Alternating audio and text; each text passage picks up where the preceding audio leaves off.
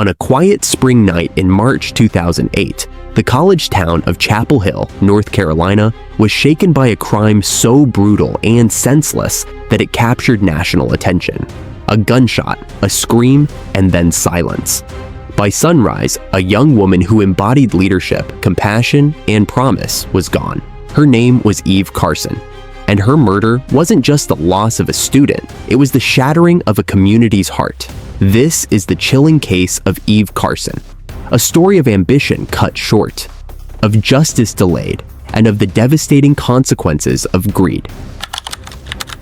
Eve Marie Carson was born on November 19, 1985 in Athens, Georgia. From an early age, she stood out, not just for her intelligence, but for her warmth, kindness, and drive. She excelled at Clark Central High School, where she was valedictorian and student body president, admired by both peers and teachers. When it came time for college, Eve had her pick of prestigious institutions. She received offers from elite universities, including Princeton and Yale, but in characteristic humility, she chose the University of North Carolina at Chapel Hill.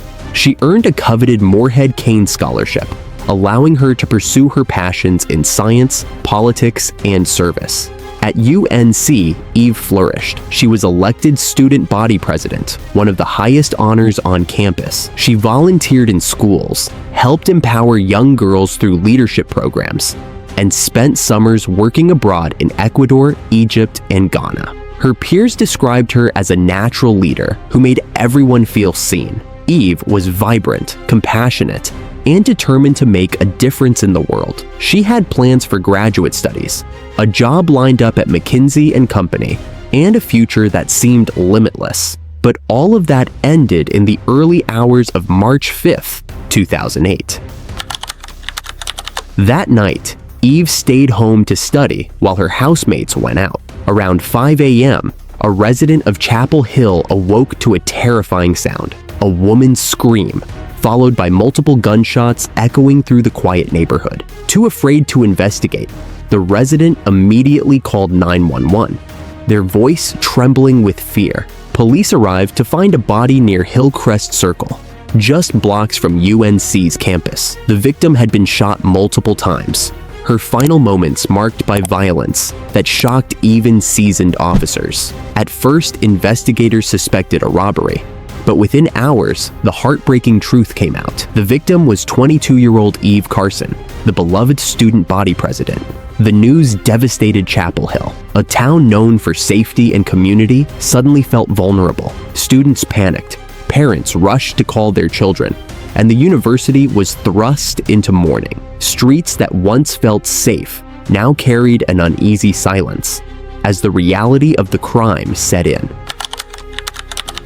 Investigators quickly turned to evidence, piecing together Eve's final hours. Her SUV, a Toyota Highlander, was discovered a short distance away from the crime scene, abandoned in a residential area. Forensic analysis revealed traces that tied directly to her last moments, giving detectives their first trail to follow. They also accessed her financial records, and within hours of her disappearance, multiple withdrawals had been attempted from her bank account. Surveillance footage from ATMs showed a man in a hoodie using her card, and in one image, a second figure was visible inside the vehicle. These blurry, grainy images became the first big break in the case, sparking public appeals for information. It was clear Eve had been kidnapped, forced to withdraw money, and then executed. But who were the men in those photos? And why had they chosen her, of all people, as their victim on that fateful night?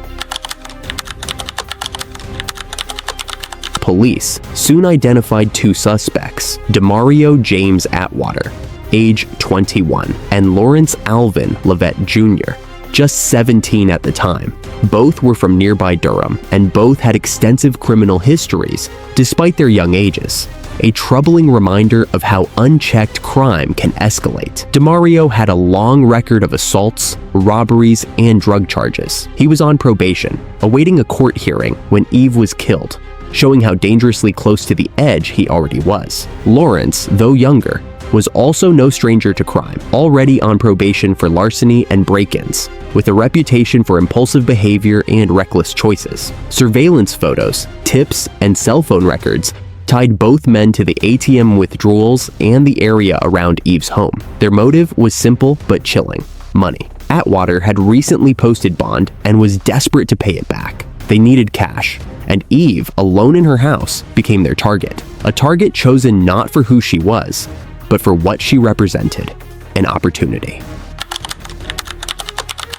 Reconstructing the night revealed a horrifying sequence of events. Around 3:30 a.m., Atwater and Lovett were seen prowling the area near Friendly Lane, where Eve lived. They broke into her home, held her at gunpoint, and forced her into her own SUV, stripping her of the safety she once felt in her own space. She was taken to multiple ATMs, where they attempted to withdraw money. They managed to steal around $1,400, the maximum possible over a 2-day period. During this terrifying ordeal, Eve was still alive, terrified, yet composed enough to plead with her captors, reportedly trying to humanize herself in hopes of mercy. Eventually, they drove her to a wooded area near Hillcrest Circle. There, in her final moments, Eve reportedly asked them to pray with her, a gesture of remarkable grace under unimaginable fear. Instead, they opened fire. She was shot several times before a fatal blast from a shotgun ended her life. The sheer cruelty and senselessness of her murder shocked even hardened investigators, leaving them shaken long after the crime scene was cleared.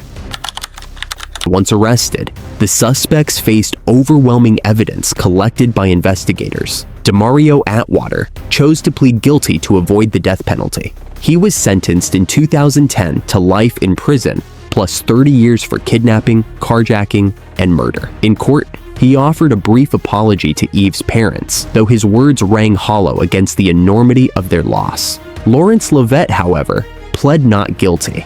His trial began in 2011, and he was convicted of first-degree murder, kidnapping, and robbery. Because he was only 17 at the time, he could not face the death penalty, but he was sentenced to life in prison without parole. Later, appeals challenged the severity of his sentence, but judges upheld it, citing the brutality of his actions and his lack of remorse. Both men will spend the rest of their lives behind bars, their freedom forever stripped away as a small measure of justice for the unimaginable suffering they caused. The case also exposed deep flaws in the justice system. Both Atwater and Lovett were on probation, yet neither was being closely monitored. Atwater had repeatedly violated probation, but remained free due to bureaucratic failures. Just days before Eve's murder, he had even been arrested and released on bond. Had probation officers acted more decisively, Eve's life might have been spared. Instead, lapses in oversight allowed two dangerous men the freedom to kill. For many, this was the most infuriating part of the tragedy. Her death could have been prevented. The murder of Eve Carson shook not only Chapel Hill, but the entire nation. Thousands attended vigils and memorial services. Her funeral in Georgia drew hundreds, while in North Carolina, nearly 10,000 people gathered to honor her memory. The University of North Carolina established the Eve Carson Scholarship, providing financial support to students who embody her spirit of leadership and service. Her name lives on in programs dedicated to empowering others, the very mission she championed. Friends and classmates remember her as radiant, compassionate, and endlessly giving. Even in her final moments, she displayed grace and courage, a reflection of the person she had always been. 15 years later, Eve Carson's story continues to inspire. Online tributes still pour in, with hundreds of messages from strangers and friends alike. Her legacy reminds us of the extraordinary potential of one person and how devastating it is when that potential is stolen. Her life was filled with promise, a brilliant career ahead, a passion for helping others, and a future of leadership. Instead, her story became a cautionary tale of systemic failures, random violence, and the fragility of safety. But above all, Eve Carson is remembered not for the way she died, but for the way she lived, with joy, service, and love. The murder of Eve Carson shocked a nation and left scars that can never fully heal. A bright leader, a beloved friend, and a compassionate daughter, her life was stolen by two men who valued money over humanity. Her story is one of grief, but also of resilience. Through scholarships, memorials, and the ongoing fight for justice, Eve's name endures. She continues to inspire, reminding us to cherish life and to demand accountability from the systems meant to protect us. If this case moved you, make sure to like, comment, and subscribe. Share your thoughts below. Do you believe the justice system failed Eve Carson? And how should we, as a society, prevent tragedies like this from ever happening again?